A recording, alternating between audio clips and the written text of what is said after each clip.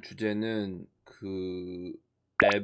에뱀 할 건데, 에뱀에 대해서는 사실 뭐 그런 것 같아. 이게 사람들이 자기 사주를 보는 것과 이제 내가 어떤 피해야 될 사람을 보는 것과 뭐 여러 가지 툴로 사용을 하잖아. MBTI도 마찬가지잖아.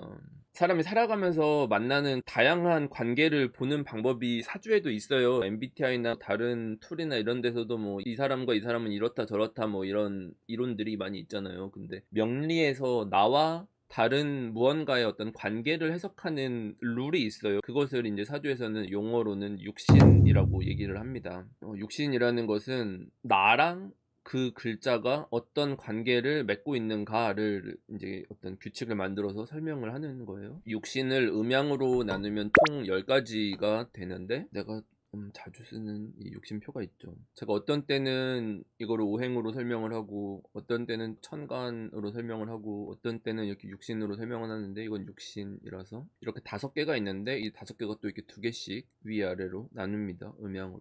육신을 음양으로 나누면 이렇게 비견, 겁재, 식신, 상관, 정제, 편재, 정관, 편관, 정인, 편인 이렇게 10가지가 있고, 이 10가지를 가지고 여러 조합을 이루어지는 것을 보는 방법을 생화극재라는 룰을 사용을 해요. 근데 이제 이거를 세부적으로 조합하기 시작하면 양이 너무 방대해지겠잖아요. 사주에도 8개가 있고, 운에서도 대운에서도 또 오고, 연운에서도 또 오고, 월운에서도 또 오는데, 이미 거기만 해도 글자가 조합이 엄청나게 많은데, 다른 사람들이랑 관계는 또 그만큼의 그 사람 숫자만큼의 관계를 또 봐야 되니까 양이 너무 방대해지잖아요. 그래서 이거를 조금 쉽게 보는 방식들을 알려드리려고 해서 제가 주로 유튜브에서는 이렇게 퉁 잘라가지고 5개 정도로 정의를 항상 하려고 하는 편이에요. 그래서 오늘 볼 주제는 믿고 걸러야 될 사람인 건데, 이거를 에너지 뱀파이어라고 하더라고요. 만나면 기빨려서 죽게 만드는 사람들이라고 해서 에너지를 이렇게 피를 빨아간다. 근데 이제 제가 생각했을 때는 나를 감정 쓰레기통처럼 대하는 그런 사람들을 빗대어서 짜봤어요. 이런 사람들 옆에 있으면 가만히 있어도 나를 미치게 만들잖아요. 걸러야겠지? 근데 또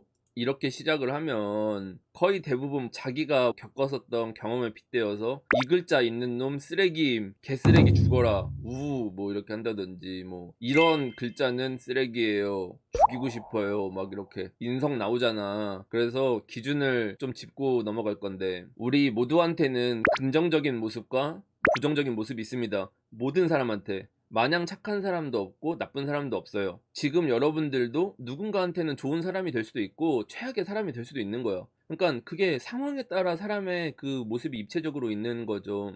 근데 이게 사주에서도 마찬가지입니다. 모든 글자가 건강한 상태와 불건강한 상태가 있어요. 또 어떤 글자가 조합이 어떻게 되어 있냐에 따라서 변화하는 모습들이 있는데, 그 변화하는 모습은 경우의 수가 너무 많아요. 그러니까 이건 외울 수가 없을 정도로 너무 많아서 세부적인 단계까지 들어갈 생각은 없고 들어갈 필요도 없고, 그래서 간단하게 어떤 방식으로 나와 관계들을 사고해야 되는지 이런 것들 좀 알아보려고 해요. 그래서 여러분들도 특정한 글자나 특정한 일간이나 특정한 어떤 땡땡을 적대시하기보다는 어떤 글자가 부정적 역할을 하는 케이스에 대해서 알아보고, 재밌게 일단 알아봐야 머리에 남겠지. 그래서 재밌게 알아볼 거고, 그걸 이제 들어보고 내가 얘네들을 감당할 수 있을까, 사주를 안 까보고도 알 수 있는 방법 알려줄 거야. 우리가 항상 사주를 열어볼 수 없잖아. 매번 만세력 들고 다니면서 저놈은 이렇네, 쟤는 개수니까 개수특 어쩌고 저쩌고 막 이런 사람 너무 많은데, 그렇게 하지 마라. 사회생활 못합니다. 그러니까 사주를 안 봤는데 특정한 행동들을 보고 저 사람은 이런 구조일 것이다 라는 거 유추하는 방법 알려줄 테니까 세련되게 하자고. 오늘은 내 사주가 어떤 구조다 할 것 없이 그냥 상대방 팔자에서 가장 개수가 많은 거 위주로 보시면 될 것 같고, 애매하게 섞여 있으면 월지에 해당하는 글자를 중심으로 보면 됩니다.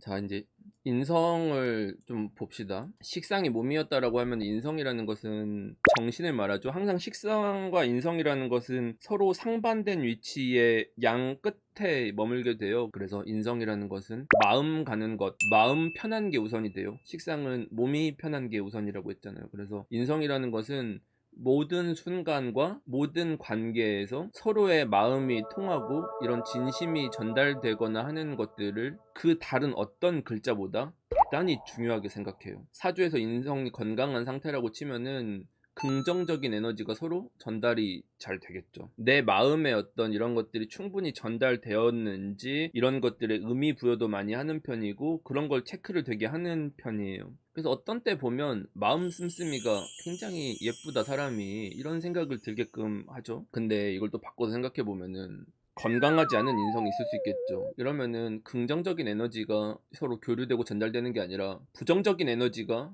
전달이 됩니다. 그래서 나와 조금이라도 생각이나 가치관이라든지 내가 지금 느끼는 것들이나 이런 것들이 서로 맞지 않는다, 이해되지 않는다라고 생각이 들면은 그 상황을 견디지를 못해요. 그래서 제일 많이 하는 말이 나는 이해가 안 돼. 나는 공감하지 않아. 난 모르겠어. 이런 얘기들을 많이 해요. 내가 조금 이해 안 되거나 내가 조금 불편한 상태, 남들이 다 이해를 했는데 내가 모르는 상태 이런 것들을 잘 견디지를 못해. 그래서 좀 건강하지 못한 인성의 경우는 내 마음이 불편한 경우에는 상대방의 마음도 불편하게 만들어요. 인성의 가장 큰 장점, 절대 잊어버리지 않는다. 단점, 절대 잊어버리지 않는다. 가장 큰 장점이고 가장 큰 단점, 기록됩니다. 마음속에 기록돼요. 몸에는 뭐 문신을 하지 않는 이상 기록되지 않잖아. 시간이 지나면 잊혀지거나 하는 부분이 되게 많은데 인성이라는 것은 남아요. 그래서 부정적인 인성이 가장 많이 하는 행동이 자기가 마음대로 무언가 풀리지 않았을 때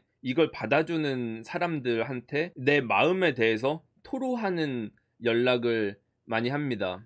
그래서 전화 연락이 왔었던 상황극을 조금 해보자고 하면은, 식상들은 자기의 어떤 실수라든지 이런 부분으로 뭔가 연락이 온다라고 치면은, 인성인 친구들은 연락 올 때 짜증난다 하면서 연락이 옵니다. 근데 이 얘기를 잘 들어보면 자기 마음대로 뭔가 안 된 게 있는 거야. 뭔가 내가 정해놓은 어떤 그림이나 무언가가 있는데 그게 안 되었었을 때에 이런 스트레스를 많이 받고 그것을 받아줄 만한 사람들한테 연락을 하게 되죠. 근데 그 이야기를 다 들어주고 공감을 해주고 내가 어떤 해결책 같은 걸 얘기를 해줘도 어떻게 되냐면, 인성은 결국 너는 내 마음을 모르지 않냐, 넌 결국 내 마음을 모른다, 이런 상태가 건강하지 못한 인성의 상태입니다. 그러니까 한두 시간씩 얘기를 다 들어줘도 결론이 나지 않아. 그러면 내가 시간이 부족해서 결론이 나지 않는 걸까? 아마 2일, 3일을 더 들었어도 결론이 나지는 않을 거야. 결국 그 마음의 문제라는 것은 해결이 되지 않아. 마음이라는 것은 무언가 해결할 수가 없어. 여러분들 그냥 마음이 어떤 사람이 봤는데 그냥 싫어. 그거 해결이 안 된다고. 마음이라는 것은 논리가 아니잖아요. 지극히 어떤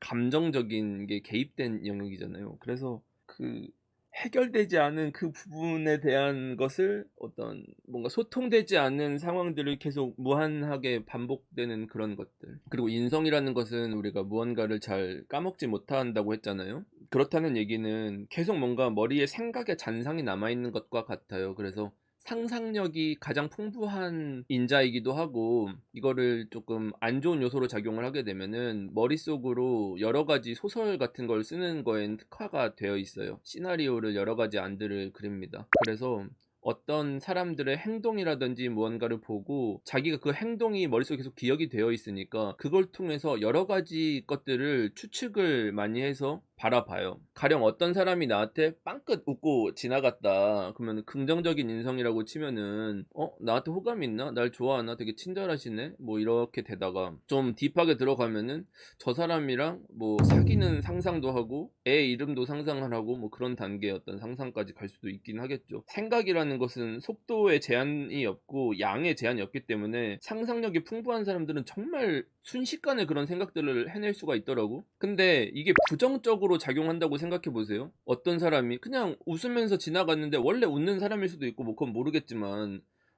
쟤는 왜 웃고 지나가는 거야? 내가 웃긴 부분이 뭐가 있나? 날 비웃은 건가? 하는 어떤 연결고리를 찾으려는 생각이 끊임없이 생각에 꼬리를 물고 추측하고 확신하는 이런 과정들을 거치게 되는 거죠. 이게 말로 해서 그런 거지, 식상이라는 것은 조금 몸을 피곤하게 한다든지 약간의 뭐 이런 짜증나는 번거로운 과정을 만든다라고 치면은, 인성은 상대방의 어떤 정신의 밑바닥을 건드려서 긁어서 피폐하게 만들 수 있는 거예요. 왜냐면 마음의 어떤 그 밑바닥에 있는 무언가 앙금까지 알고 있는 것이기 때문에 이 긁는 거에는 특화가 되어 있습니다. 그래서 적으로 두거나 적대시 되거나 하는 입장에 됐을 때 대단히 피곤한 글자입니다. 이게 조금만 더 뎁스를 들어가 보면은 인성 중에서도 정인이 있고 편인이 있잖아요. 정인이라는 것은 내가 해야 될 것들에 대한 이슈예요. 내가 해야 될 것, 내 권리나 나의 역할이라든지 이런 것들이 주요한 이슈인 거고, 안 좋았을 때 편인이라는 것은 내가 하지 말아야 될 것들에 대한 이슈예요. 내가 하지 않아도 되는 것들이라든지 아니면 다른 관심사라든지. 그러니까 편인이 문제가 생겼다라고 치면은 내가 본래 해야 될 본분을 하지 않고 하지 말아야 할 다른 외부 관심사에 온갖 정신이나 이런 게 쏠려 있다. 그래서 자기 본분을 잃고 다른 것들에 매몰되어 있는 경우들이 많이 있죠. 이게 인성의 기빨리는 모습.